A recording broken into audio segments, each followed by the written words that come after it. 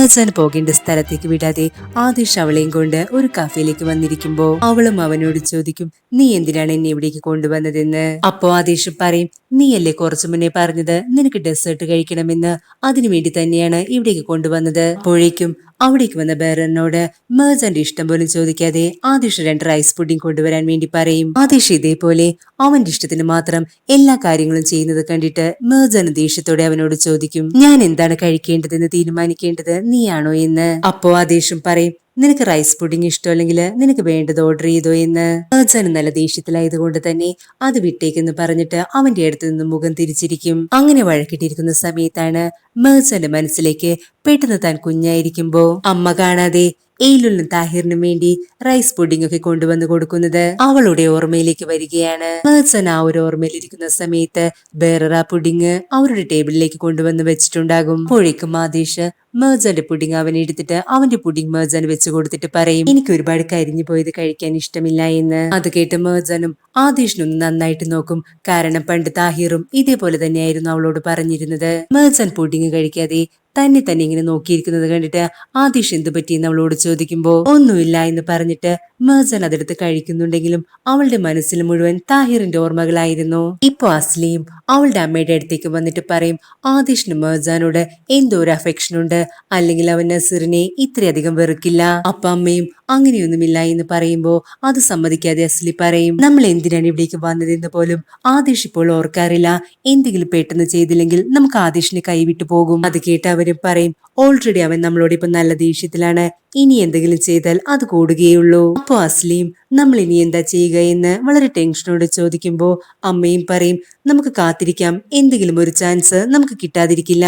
എല്ലാം കണ്ടുകൊണ്ട് അവിടെ നിന്നിരുന്ന മേഴ്സാന്റെ അമ്മയും വളരെ സന്തോഷത്തോടെ അവരുടെ അടുത്തേക്ക് വന്നിരുന്നിട്ട് ചോദിക്കും, എന്തു പറ്റി, രണ്ടുപേരും നല്ല ടെൻഷനിലാണല്ലോ, നിങ്ങൾക്കൊരു കോഫി പറയട്ടെ, ടെൻഷൻ മാറാൻ വളരെ നല്ലതാ എന്ന് പറഞ്ഞവരെ കളിയാക്കുമ്പോ അവർ രണ്ടുപേരും വേഗം തന്നെ അവിടെ നിന്നും എഴുന്നേറ്റ് പോകും. ഇപ്പൊ ഓഫീസിൽ നിന്നും ആദിഷിന്റെ PA വിളിച്ചിട്ട് അവൻ അർജന്റായിട്ട് ഒരു മീറ്റിംഗ് ഉണ്ടെന്ന് പറയുമ്പോ ആദിഷ് മേഴ്സാനോട് പറയും, വാ നമുക്ക് പോകാം. എവിടേക്കാണെന്ന് മേഴ്സാൻ ചോദിക്കുമ്പോ ആദിഷ് പറയും, എനിക്കൊരു മീറ്റിംഗ് ഉണ്ട്, അതിനു മുൻപ് ഞാൻ നിന്നെ വീട്ടിലാക്കി തരാം. അത് കേട്ട് മേഴ്സാൻ പറയും, നീ പോയിക്കോ, എനിക്ക് കുറച്ചു നേരം കൂടി ഇവിടെ ഇരിക്കണമെന്ന്. ആദിഷും അത് പറ്റില്ല എന്ന് പറയുമ്പോ മേഴ്സാനും അവനോട് ദേഷ്യപ്പെട്ട് ചോദിക്കും, എന്തുകൊണ്ട് പറ്റില്ല, എനിക്ക് പുറത്തേക്ക് ഇറങ്ങാൻ പാടില്ല, ഒരു വർക്കിന് പോകാൻ പാടില്ല, ഒരാളോടും സംസാരിക്കാൻ പാടില്ല, എന്നാ നീ ഒരു കാര്യം ചെയ്, ഒരു ഹാൻഡ് കഫും കൂടെ വാങ്ങിയിട്ട് എന്റെ കയ്യിലേക്ക് ഇട്ടതാ. മേഴ്സാനും ഇതേപോലെയൊക്കെ സംസാരിക്കുന്നത് കേട്ടിട്ട് ആദിഷിനും മനസ്സിലാകും അവൾക്ക് നല്ല സ്ട്രെസ് ഉണ്ടെന്ന്. അങ്ങനെ അവനും പറയും, ഓക്കെ, നീ കുറച്ചു നേരം കൂടി ഇവിടെ ഇരുന്നു, പക്ഷെ എത്രയും പെട്ടെന്ന് തന്നെ വീട്ടിലേക്ക് പോകണമെന്ന് പറഞ്ഞിട്ട് അവനും അവിടെ നിന്നിറങ്ങും. ആദിഷ് അവിടെ നിന്ന് ഇറങ്ങുമ്പോ തന്നെ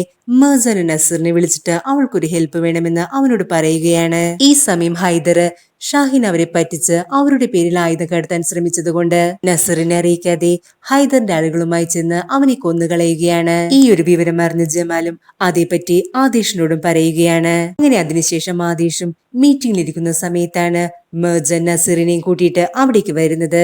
നസീർ മേഴ്സാനെ കാണാതിരിക്കാൻ വേണ്ടി മാത്രം അവള് കമ്പനിയിലേക്ക് വരുന്നത് ആദിഷ് വിലക്കിയിട്ട് പോലും തന്റെ വാക്ക് ധിക്കരിച്ചിട്ട് അവന്റെ കൂടെ തന്നെ ഇവിടേക്ക് വന്നത് കണ്ടപ്പോ അവന്റെ എല്ലാ കൺട്രോളും നശിച്ചു പോകും. എന്നിട്ട് അവനും മീറ്റിംഗ് എല്ലാം ക്യാൻസൽ ചെയ്തിട്ട് നേരെ മേഴ്സാന്റെ അടുത്തേക്ക് വന്നിട്ട് ചോദിക്കും, നീ എന്തിനാ ഇവിടേക്ക് വന്നതെന്ന്, ഞാൻ നിന്നെ വർക്കിൽ നിന്നും പറഞ്ഞു വിട്ടതല്ലേ, നിനക്കത് മനസ്സിലായില്ലേ എന്ന് ആദിഷ് ചോദിക്കുമ്പോ മേഴ്സാനും അവനോട് പറയും, ഞാൻ നിന്റെ സ്റ്റാഫായിട്ടല്ല ഇവിടേക്ക് വന്നത്. അപ്പോ ആദിഷ് നീ എന്താ ഉദ്ദേശിച്ചത് എന്ന് ചോദിക്കുമ്പോ നസീറും അവനോട് പറയും, മേഴ്സാൻ ഇന്നു മുതൽ എന്റെ കമ്പനിയിൽ എന്റെ കൂടെയാണ് വർക്ക് ചെയ്യാൻ പോകുന്നത്. അത് കേട്ട ആദിഷ്, എനിക്ക് മേഴ്സാനോട് സംസാരിക്കണം, നിങ്ങൾ എല്ലാവരും പുറത്തേക്ക് ഇറങ്ങുന്ന പറഞ്ഞ് അവരോട് ഷൗട്ട് ചെയ്യുമ്പോ നസീറും അവനോട് ദേഷ്യപ്പെട്ട് ചോദിക്കും, നീ ആരാണെന്ന് വിചാരിച്ചാണ് ഇതേപോലെ എന്റെ അടുത്ത് ഓർഡർ ഇടുന്നത്. അത് കേട്ട ആദിഷ് അവനെ അടിക്കാൻ വേണ്ടി വരുമ്പോ മേഴ്സാൻ ആദിഷിനെ തടഞ്ഞിട്ട് നസീറിനോട് പറയും, നീ കുറച്ചുനേരം പുറത്തിറങ്ങി നിൽക്ക്, ഇവൻ എന്താ പറയാനുള്ളത് എന്ന് ഞാനൊന്ന് കേൾക്കട്ടെ. അത് കേട്ട് നസീറും ആദിഷിനോട് പറയും, മേഴ്സാൻ പറഞ്ഞത് കൊണ്ട് മാത്രം ഞാനിപ്പോ പോകുന്നു എന്ന് പറഞ്ഞിട്ട് അവനും അസ്ലിയും കൂടെ നേരെ പുറത്തേക്ക് ഇറങ്ങി പോകും. അവര് രണ്ടുപേരും പോയി കഴിയുമ്പോ ആദിഷ് മേഴ്സാനോട് പറയും, നീ എന്നെ വെറുതെ ഭ്രാന്ത് പിടിപ്പിക്കാൻ നോക്കരുത്, നിനക്കൊരിക്കലും അവന്റെ കൂടെ വർക്ക് ചെയ്യാൻ പറ്റില്ല എന്ന് ആദിഷ് പറയുമ്പോ മേഴ്സാനും ചോദിക്കും, അങ്ങനെ വല്ല നിയമവും ഉണ്ടോ എന്ന്. അപ്പോ ആദിഷ് പറയും, ഉണ്ട്, അതാണ് എന്റെ നിയമം. അപ്പൊ മേഴ്സാൻ പറയും, നീ നിന്റെ കമ്പനിയിൽ നിന്നും എന്നെ പുറത്താക്കി, അപ്പൊ ഞാൻ മറ്റൊരു കമ്പനിയിൽ ജോയിൻ ചെയ്തു, അതിനെന്താ കുഴപ്പം? അത് കേട്ട് അവനും പറയും, നീ എന്റെ ഭാര്യയാണ്, അതുകൊണ്ട് എന്റെ പെർമിഷൻ ഇല്ലാതെ നിനക്കൊന്നും ചെയ്യാൻ കഴിയില്ല. അപ്പൊ മേഴ്സാൻ പറയും, അതെ, ഞാൻ നിന്റെ ഭാര്യയാണ്. പക്ഷെ അത് വെറും 187 ദിവസത്തേക്ക് വേണ്ടി മാത്രമല്ലേ. ഈ ദിവസങ്ങള് വളരെ പെട്ടെന്ന് കടന്നു പോകും. അതുകൊണ്ട് നിനക്ക് നസീറുമായിട്ട് എന്തെങ്കിലും പ്രോബ്ലം ഉണ്ടെങ്കിൽ അതിനുവേണ്ടി ഞാൻ എന്തിനാ എന്റെ കരിയർ നശിപ്പിച്ച് കളയുന്നത്. ഇതെല്ലാം കേട്ട് കഴിയുമ്പോ ആദേശും നല്ല ദേഷ്യത്തില് അവിടുത്തെ ടേബിളിനിട്ട് ശക്തമായിട്ട് അടിച്ചുകൊണ്ട് അവളോട് പറയും, അവന്റെ കൂടെ ഒരുമിച്ച് വർക്ക് ചെയ്യാൻ നിന്നെ ഞാൻ അനുവദിക്കുമെന്ന് നിനക്ക് തോന്നുന്നുണ്ടോ? ആദേശ് ടേബിളിൽ അടിച്ച സൗണ്ട് കേട്ടിട്ട് നസീറും അവിടേക്ക് പോകാൻ തുടങ്ങുമ്പോ ഡെമിറ്റ് അവനെ തടയും. ഇതെല്ലാം കേട്ട് നിന്ന അസ്ലിയും അവളുടെ ദേഷ്യം മുഴുവൻ തീർത്തത് അവളുടെ ശരീരത്തെ തന്നെ ഉപദ്രവിച്ചുകൊണ്ടാണ്. അതെല്ലാം ജമാലും ശ്രദ്ധിക്കുന്നുണ്ടായിരുന്നു. ഇപ്പൊ മേർജാനും ആദേശിന്റെ അടുത്തേക്ക് വന്നിട്ട് പറയും, നാളെയാണ് എന്റെ നസീറിന്റെ പുതിയ പ്രൊജക്ട് ലോഞ്ച് ചെയ്യാൻ പോകുന്നത്. നിനക്ക് സ്പെഷ്യൽ ആയിട്ട് ഞാൻ ഒരു ഇൻവിറ്റേഷൻ കാർഡ് തന്നേക്കാം എന്ന് പറഞ്ഞിട്ട് മേർജാനും അവിടെ നിന്നിറങ്ങാൻ തുടങ്ങുമ്പോ ആദേശ് അവളെ തടഞ്ഞിട്ട് പറയും, എന്തൊക്കെ സംഭവിച്ചാലും അത് തുടങ്ങാൻ ഞാൻ നിന്നെ സമ്മതിക്കില്ല എന്ന്. അപ്പൊ മേർജാനും ആദേശിനെ തട്ടിമാറ്റിക്കൊണ്ട് പുറത്തേക്ക് ഇറങ്ങിയിട്ട് പറയും, നിന്നെ വിവാഹം കഴിച്ചത് കൊണ്ട് മാത്രം എനിക്ക് വലിയൊരു നേട്ടം കിട്ടിയിരുന്നു. അത് മറ്റൊന്നുമല്ല, എനിക്കുണ്ടായിരുന്ന പേടി അത് കംപ്ലീറ്റും മാറി. ഇനി എനിക്കൊന്നും നഷ്ടപ്പെടാനില്ലാത്തത് കൊണ്ട് ഞാൻ തന്നെ ഇതിൽ വിജയിക്കും എന്ന് പറഞ്ഞിട്ട് അവളും അവിടെ നിന്ന് പോകും. അതിനുശേഷം മേർജാൻ വീട്ടിലേക്ക് വരുമ്പോഴാണ് അവിടുത്തെ സ്റ്റാഫ് അവിടെ കാറ് കഴുകുന്നത് മേർജാൻ കാണുന്നത്. ഉടനെ തന്നെ അവന്റെ കയ്യിൽ നിന്നും ബ്രഷ് പിടിച്ചു വാങ്ങി ഞാനത് ചെയ്തോളാം എന്ന് പറയുമ്പോ സ്റ്റാഫും അവളോട് പറയും, ആദേശെങ്ങാനും ഇത് കണ്ട എന്നെ വഴക്ക് പറയുമെന്ന്. അതിഷ്ടപ്പെടാതെ മേർജാനും അവനോട് ചോദിക്കും, അതെന്താ ആദേശ് പറയുന്നത് മാത്രമേ നിങ്ങൾ അനുസരിക്കുള്ളൂ, എന്റെ വാക്കിന് വിലയില്ലേ എന്ന് ചോദിക്കുമ്പോൾ സ്റ്റാഫും അവിടെ നിന്ന് പോകും. അപ്പൊ മേർജാനും എന്തു പറഞ്ഞാലും ഒരു ആദേശ്, എല്ലായിടത്തും ആദേശ് എന്ന് പറഞ്ഞ് ദേഷ്യപ്പെട്ട് ആ കാറ് കഴുകുമ്പോഴാണ് മേർജാൻ കാറ് കഴുകുന്നത് കണ്ട് വളരെ അത്ഭുതത്തോടെ അവളെ നോക്കി ആദേശം അവിടേക്ക് വരുന്നത്. അവനെ കാണുമ്പോ തന്നെ മേർജാനും കാറിലേക്ക് ഒഴിക്കുന്നത് പോലെ കാണിച്ചിട്ട് കുറച്ച് സോപ്പ് വെള്ളം എടുത്ത് അവന്റെ മേത്തേക്ക് ഒഴിക്കുകയാണ്. അപ്പോ ആദേശും നീ എന്താണ് ഈ കാണിക്കുന്നത് എന്ന് ചോദിക്കുമ്പോ അവളും പറയും, നിനക്കെന്താ കണ്ണില്ലേ, ഇത് ബക്കറ്റ്, ഇത് ബ്രഷ്, ഇത് വെള്ളം, ഇത് മൂന്നും കൂടി ചേർത്താ നമുക്ക് കാറ് കഴുകാം. എന്തായാലും എന്റെ ഉള്ള പണി പോയി, ഇനി ഇതെങ്കിലും ചെയ്ത് ജീവിക്കാൻ നോക്കട്ടെ. മേർജാന്റെ ഈ ഒരു സംസാരം കേൾക്കുമ്പോ ആദേശം ചിരിച്ചു പോകും. ആ ഒരു സമയത്ത് മേർജാൻ വീണ്ടും അവന്റെ മേത്തേക്ക് സോപ്പ് വെള്ളം ഒഴിക്കുകയാണ്. വേഗം തന്നെ ആദേശ് മേർജാന്റെ അടുത്തേക്ക് വന്നിട്ട് ഞാൻ നിന്നെ ഹെൽപ്പ് ചെയ്യാമെന്ന് പറഞ്ഞ് അവളുടെ കയ്യിൽ നിന്ന് ബ്രഷ് വാങ്ങും. എന്നിട്ട് ഇങ്ങനെയാണോ കഴുകേണ്ടതെന്ന് ചോദിച്ച് മേർജാൻ ഒഴിച്ചതിന്റെ ഇരട്ടി വെള്ളം അവളുടെ മേത്തേക്ക് ഇട്ടിട്ട് അവൻ കാറ് കഴുകും. ഭയങ്കര വൃത്തിക്കാണല്ലോ ചെയ്തത്,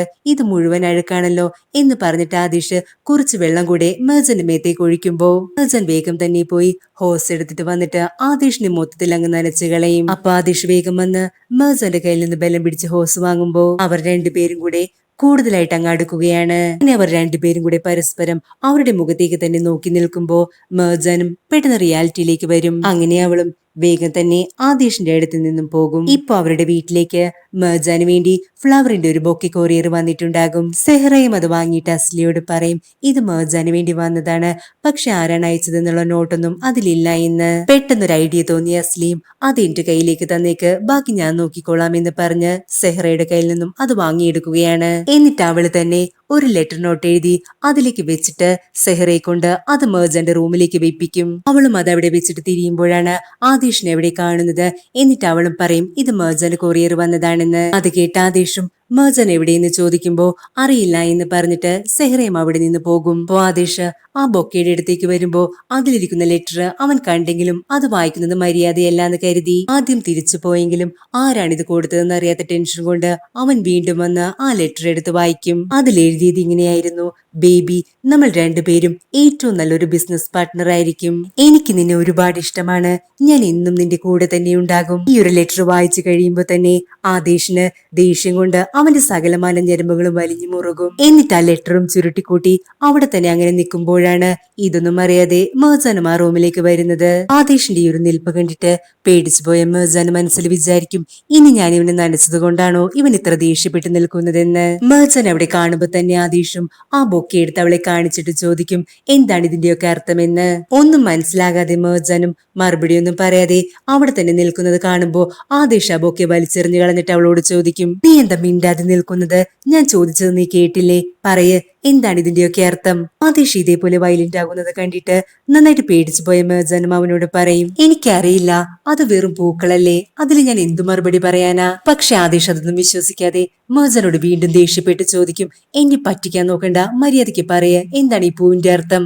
എനിക്ക് സത്യമായിട്ടും അറിയില്ല എന്ന് മേർജാൻ വീണ്ടും അവനോട് തീർത്ത് പറയുമ്പോ ആദേശ് അവളോട് പറയും, നിനക്കറിയില്ല എങ്കിൽ എനിക്കറിയാം, ഇത് നസീർ നിനക്ക് വേണ്ടി കൊടുത്തു വിട്ടതാണ്, അത് മാത്രമല്ല ഒരു ലെറ്ററും കൂടിയുണ്ടെന്ന് പറഞ്ഞിട്ട് എന്നിട്ട് ആദേശ് അത് മെർസന് വായിച്ചു കൊടുക്കും. ഞാൻ നിന്നെ ഒരുപാട് സ്നേഹിക്കുന്നുണ്ട്, ഞാൻ എന്നും നിന്റെ കൂടെ ഉണ്ടാകുമെന്ന്. ഇതേപോലുള്ള വാക്കുകളൊക്കെ എന്റെ ഭാര്യയുടെ അടുത്ത് പറയാൻ അവൻ എങ്ങനെയാണ് ഇത്ര ധൈര്യം കിട്ടിയതെന്ന് നീയാണ് എന്നോട് പറയേണ്ടത്. മര്യാദയ്ക്ക് നീ എന്നോട് സത്യം പറഞ്ഞു. ഇതേപോലെയൊക്കെ അവൻ എഴുതണമെങ്കിൽ ഏത് തരത്തിലുള്ള ബന്ധമാണ് നീയും അവനും തമ്മിലുള്ളത്? ഇതെല്ലാം കേട്ട് കഴിയുമ്പോ മെർസന് നല്ല ദേഷ്യത്തോടെ അവനോട് പറയും, മതി, നീ നിർത്തിക്കോ. നീ ഒരു അക്ഷരം പോലും എന്റെ ക്യാരക്ടറിനെ പറ്റി നീ മോശമായിട്ട് പറഞ്ഞ ഞാനത് ക്ഷമിക്കില്ല. അപ്പോ ആദേശം അവളോട് പറയും, ഞാനത് പറയും, വീണ്ടും വീണ്ടും പറയും. നിനക്ക് അതിലെത്ര വിഷമം തോന്നുന്നുണ്ടെങ്കിൽ സ്വന്തം ഭർത്താവിനെ തന്നെ ചതിക്കാൻ വേണ്ടി മറ്റൊരുത്തന്റെ കൂടെ നീ പോകില്ലായിരുന്നു. ആദേശ് ഇത് പറയേണ്ട താമസം മെർസൻ ദേഷ്യം കൊണ്ട് അവന്റെ കരണത്തിട്ട് ഒരു അടി കൊടുക്കും. ഈ ഒരു അടിപൊളി സീൻ കാണിച്ചുകൊണ്ട് നമ്മുടെ ഇന്നത്തെ എപ്പിസോഡും ഇവിടെ വൈൻഡ് അപ്പ് ചെയ്യുന്നു. പുതിയൊരു എപ്പിസോഡുമായി അടുത്ത ദിവസം നമുക്ക് വീണ്ടും കാണാം. അതുവരെ എല്ലാവർക്കും ബൈ ഫ്രം ആൻസ് ഡ്രാമ.